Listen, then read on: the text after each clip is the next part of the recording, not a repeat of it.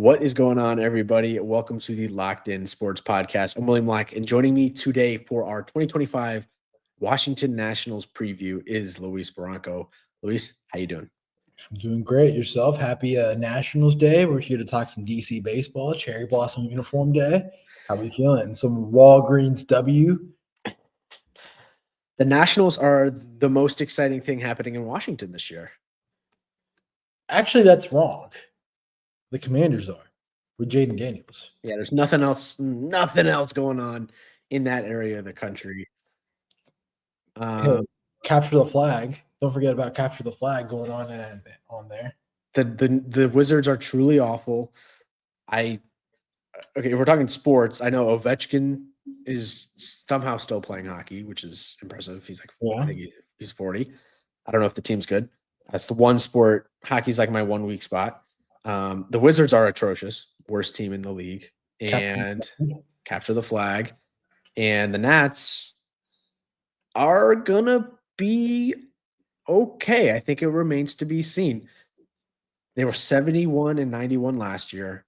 Fourth in the American League East, 24 games back of first place. Their over-under win total is 72.5. So DraftKings basically has them a win or two better than they were last season. You want to run through the team and then we can kind of give our thoughts, or? Yeah, well, there's a lot of departures from last year's team. We can start off with the departure of Patrick Corbin. They got rid of that huge 7-year contract deal. I mean, he was in the offseason 7 years ago when he was on the offseason, he was like the Yankees' number one target. Patrick Corbin is all we heard. So he's gone. You got CJ Abrams at short, Dylan Cruz, the top prospect in baseball to some people, batting second at right field. James Wood, he headlined the Juan Soto deal. Nathaniel Lowe, who they got back in a trade this offseason from the Rangers. Josh Bell signed as a free agent this offseason. He'll be DHing. Luis Garcia at second. Keibert Ruiz at catcher, who's one of the big pieces getting back from the Trey Turner-Max Scherzer trade. They signed Paul DeJong to be third and Jacob Young at center. Some guys to note is that they had Ahmed Rosario, who they signed as a free agent this offseason. He's listed to be platooning for lefties. So he's there. For the rotation, guys like Mackenzie Gore, Mitchell Parker, Jake Irvin, those are your three big headliners. They have Michael Soroka. If you guys remember him, he had an incredible year, then tore his Achilles. He was on the White Sox last season. Many people know him from his Braves days. And they got Kyle Finnegan closing, who they re-signed 2 days ago. We are recording on the 27th of February. And that is your Nationals lineup this year. What are we thinking, William? They're in a tough division with the Phillies, Braves, Mets, and the mighty Marlins. So take it away. What is your thoughts on this team? Yeah, it feels very similar to last season, to be honest. Now, they did change a lot in the bullpen, bringing in Jorge Lopez, Lucas Sims, our guy formerly of the Reds, of course. Colin Poche is there, and they brought in, I'm gonna butcher the guy's name, Shinozuke Okazawara from Japan as a reliever. Josiah Gray is going to be out for the season with Tommy John, which is a tough loss to the rotation. And then Mason Thompson, who got Tommy John last March, relief pitcher, might be back this season. It should be back this season. But in terms of the lineup, I mean, the addition of Josh Bell, bringing him back after he went to Arizona, feels like a good move. I mean, he's 32, going to be 33 this season. So I don't know how much production he's going to be able to bring. Fangraphs right now has him projected with a 0.9 WAR, which isn't great, 747 OPS. And, you got CJ Abrams, who I think everyone was super high on heading into last season. Maybe didn't live up to that. Had good stretches, especially I think he was pretty good toward the end. But at the start, he was a fantasy baseball talking point. He was, yeah. The trade, the infamous trade, and that you lost your mind about. and then he had an awful second half. But I mean, there is optimism compared to like 2 years ago. There is 2, 3 years ago. There is optimism. You get a full year of Dylan Cruz. James Wood looks like a freaking Adam. To me, he looks like Adam Dunn at the plate, just like huge in-game power. I like Luis Garcia. I mean, I think there's still a couple moves away, but there's building blocks. It just stinks that they're in the NL East. That the NL East is similar to the West. That in like, if they get everything together, they still have to deal with the Mets, the mighty Marlins, Mighty the Marlins. the Mets, mighty Marlins, the Phillies, and the Braves. That's just kind of my opinion.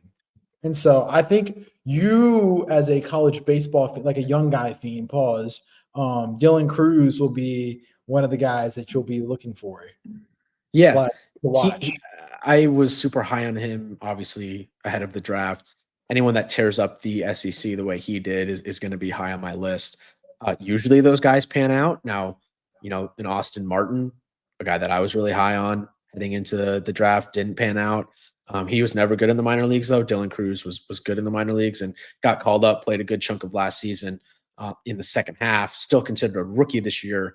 I'm excited to see his first full season. He's the kind of guy you look at like, okay, that's a guy that they can build around for this new generation, because they've had a lot of these young guys from the Soto trade for a few years now that really haven't turned into maybe the stars that we were going to think that we thought they could be. I'm looking at Keibert Ruiz, and of course Josiah Gray, who's going to be out for the season, like I mentioned earlier. Those two guys were from they were from the Dodgers. Those are from from the Scherzer trade, or one of the Turner trade, whatever. Yeah, Turner trade. The Soto trade was Harlan Susana, Robert Hassel, who hasn't been doing really well. Who else? James Wood. Those are like the three big guys. So okay, yeah, good call out. I think Ruiz CJ Abrams also came back from that trade. My bad. So like he's panned out, but Keibert Ruiz maybe not as much. Like you're hasn't lived up to the hype. He was also part of that trade. He was looking good last year. I mean, it's just so hard with these young pitchers these days. It's like we see it a lot, and I like what they got within Mitch Parker and Gore. The thing is like you have to have veterans. And like we had this conversation like earlier on in the offseason, you have to have at least 6 to 8 guys that you can throw out, because you don't want to fatigue these guys and you don't want to just get them hurt all the time. Look at Josiah Gray. He's hurt. Yuri Perez, look what happened to him. So it's kind of hard. Like you battle the fine line between development and overworking them.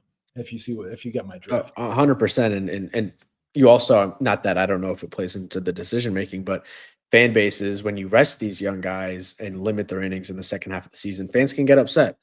I think of Paul Skeens last year. No one really wanted him to get shut down when he was doing so well in the running for the Cy Young.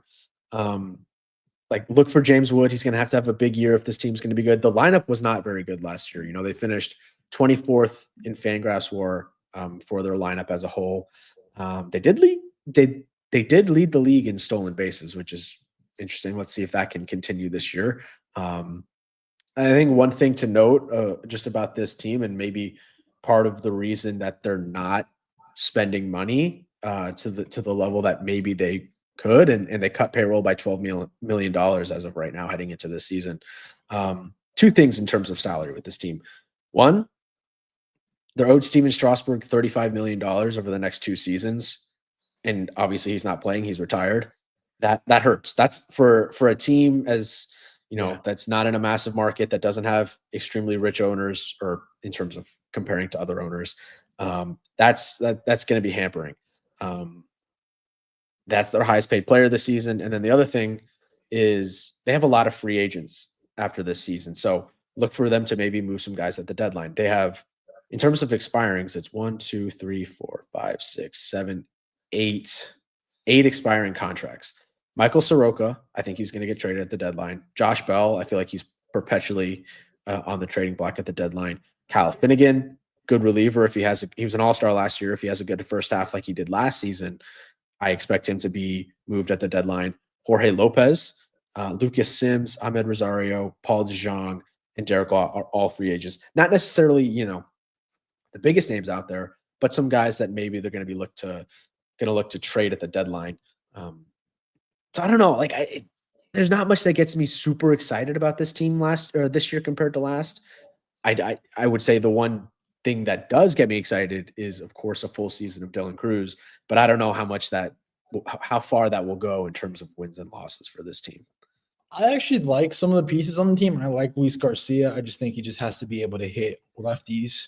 That's the biggest problem with him. I think he's a quality player. Nathaniel Lowe's a quality first baseman. And then James Woods, like the big three, Abrams, Cruz, and Wood. That's like a good pillar. It's just getting them to take that next step. That's the biggest thing.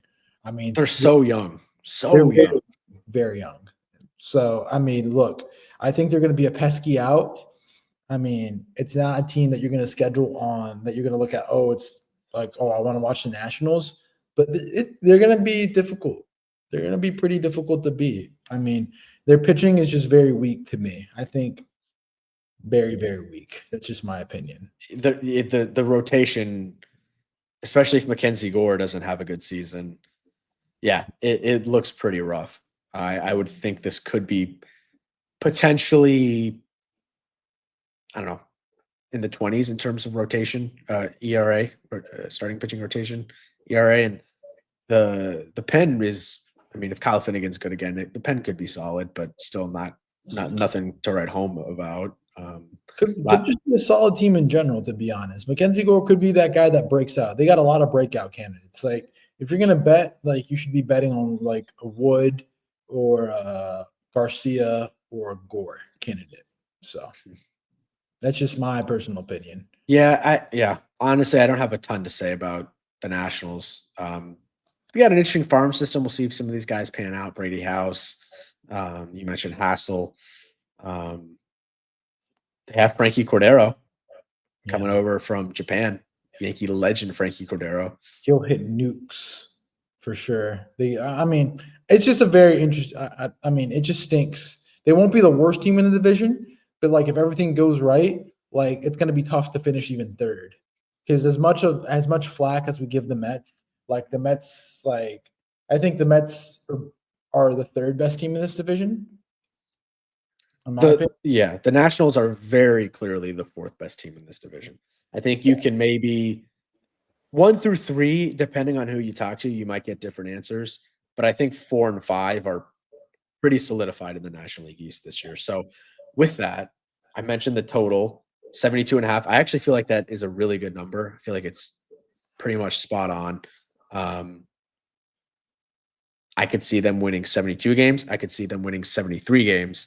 I think when it comes down to it, their range of wins is probably between 68 and 78. I don't think they're good enough to get 81 and 81. They're not a 500 ball club, but I don't think they're bad enough to only win 55 games. So this is a really tough pick. I probably wouldn't put any money on it. And I think we should do it on 3 because I am kind of struggling to make a decision here. Yeah, so for me, I kind of think like this year's going to be a year of growing pains, sort of like the CJ Abrams. There are going to be stretches where they're like really hard to beat, and there's going to be stretches where like they're going to be injured and not. I don't want to say easy to beat, but they'll be an easier out. So with that being said, and in the division that they're in, and being in the NL, how strong the NL is this year, I'm taking the under with this team. I was going to say we should do it on 3. Oh, 1, 2, 3 pick, but you went under. Yeah. Oh man, this is tough. Let me look real quick on what I've done for the other picks so far. I'm taking the. I just think it's just hard. It's just being in the NL, having to play the Phillies, Braves, and Mets. They're bound to lose some games to Miami because that's just how baseball is. I mean, I've been under on every single National League team so far. Under on the Rockies, under on the Marlins, and under on our episode that has not been released yet. So with that, I'm going to be a little optimistic on the Nationals. Okay. I think they can get 73, 74 wins, barely hit the over, but I think this is a good line. It's going to be Watch, I bet they end up winning 72 and going under. It's going to be close. I'm optimistic as well. I just think it's just going to be really hard. So Yeah. definitely give me the under. Okay. You're under. I'm a slight over, but don't feel good about it. Any other thing to note here? They're celebrating 20 years in Washington this year. It's the death of the cherry blossoms. If you haven't heard about the cherry blossoms, they won't have the cherry blossoms next year as a city connect. Which is unfortunate. I think they're actually Mm-hmm. kind of some of the better City Connect uniforms that they got released not too long ago. One of the relatively newer ones. I don't know. I just think they just need a rebrand with their uniforms. Like I'm okay with the logo with the Walgreens W, but like Yeah, I agree. I kind of agree. I like when they were the Washington. I mean, different franchise, but Washington Senators. It's yeah, kind of a bit. I get the Nationals. Kind of just sounds like the Commanders, Nationals, Commanders, Capitals, and then yeah. the Wizards. The Wizards don't fit in at all in What, terms what, of naming. what should the Wizards name the Wizards be the Washington Generals? You know, Yeah, Washington. Oh, isn't that the Harlem Globetrotters team that they play? The I think Generals. I I don't know if am. it's Washington Generals. So, Yeah, I don't know. It's something related to the U.S. And the Wizards makes no sense. I'm sure there's some reason. They used to be the Bullets, obviously. but yeah, we can't do that in 2025. No, In this definitely day and not. age. Definitely not. You got All anything? right. I got nothing else. I honestly don't have a ton on the Nationals. I will say Oh, they do. Don't they have the number one overall pick this they year? do. They do have the number one overall pick. That's huge. That's huge. So hey, right now, Jay Slavalette or Ethan get the holiday battle between and Baltimore and Washington. Jackson and Ethan every year. You know. That would be fun. That would be really fun if both of them can pan out. Obviously, we get to the Orioles preview in a bit, but to have those two brothers in the Beltway, is it the Beltway they call Yeah, it? Beltway. Rivalry? Yeah, Yeah, Beltway. that'd be fun. Because that's the Beltway Freeway Series is LA, Subway Series is New York.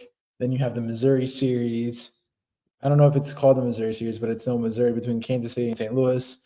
You have the Ohio Cup, which is Cleveland, Cincinnati, and then Florida, whatever they call it. They don't care here. So there's not really I don't think there's an official name for the Cubs and Sox. It should be the Red Line series because you take the red line from the Cubs, you can take it from stadium to stadium.